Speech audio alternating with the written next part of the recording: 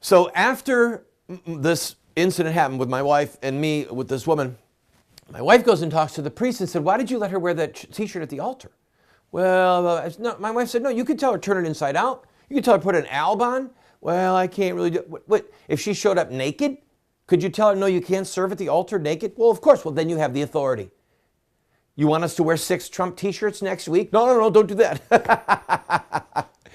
So, no, we are not going to wear Trump t-shirts to the altar. Now, I might wear a t-shirt that says, it is a sin against God to vote for Hillary.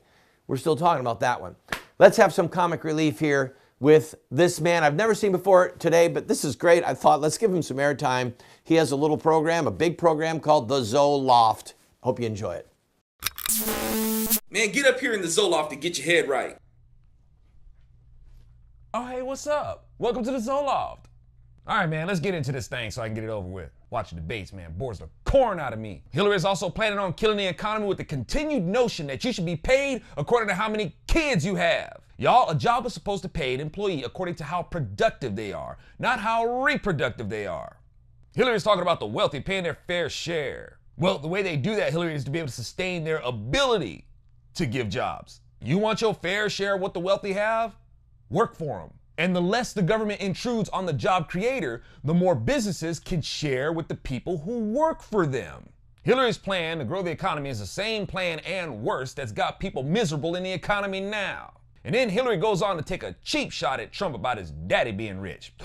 So, does that mean that Chelsea is fair game for cheap shots because her parents are rich? Second, it does say a lot that Trump did a lot with the money that was given to him, because you can give a lot of money to a lot of people and they won't know what to do with it. Kids are getting loans for college and don't even know what to do with it, even after attending school to learn a skill that will help them grow their income. They don't even know what to do with the resources given to them. Now, moving on to race. Hillary continues on with this nonsense about the gun epidemic being the problem. No, Hillary, it's hardly the problem. Look here, when you have black people who are the leading population of people who decrease their own population through abortion, you can't blame guns for that. Too much of the black community doesn't have a gun problem. Too much of the black community has a spiritual problem. They have been inflicted with an ideological problem, and they are addicted to a Democrat problem. Hillary's idea is backwards and it leads to oppression and murder. Hillary thinks that gun control is more important than self-control. Hillary believes that state control is more important than self-control. Self-control isn't encouraged because it doesn't couple well with pandering. Hillary and Democrats in general have to have something to blame so that their voters don't feel like they're being held responsible and don't have to assume any responsibility for anything and can have the false sense of happiness to say that it was somebody or something else's fault.